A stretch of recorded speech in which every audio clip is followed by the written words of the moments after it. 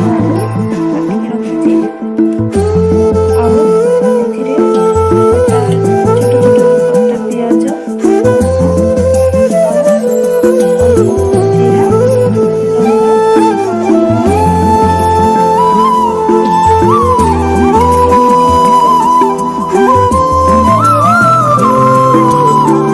ଆଉ ଲୁଣ ଏବେ ମୁଁ ଏଥିରେ ରଖିଥିବା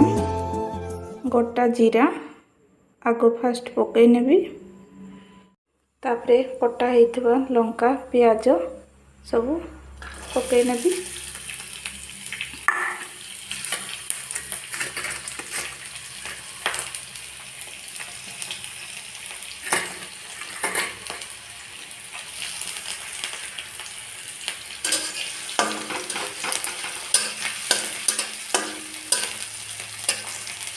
हमें एबे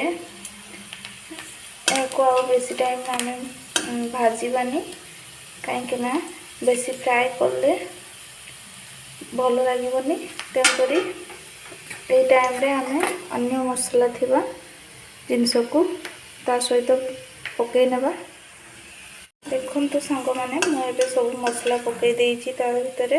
एबे आम कौन करबा ना कटा होइथिबा कुंदुरी आ आलू को या सहित पकईकी घांटी नेबा देखते सांग मैंने मुझे सब मसला को घाटी नौची जेपरिक सब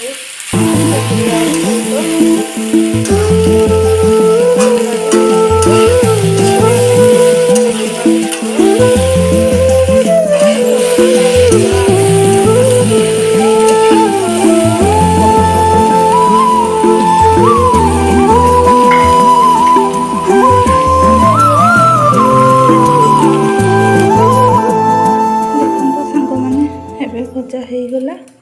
आउ ता संग को रुटी आसंतु खाइबा आपण माने भी तैयारी करिवे मो रेसिपी जदि भल लागिछि ताले लाइक कमेंट शेयर करिवे थैंक यू।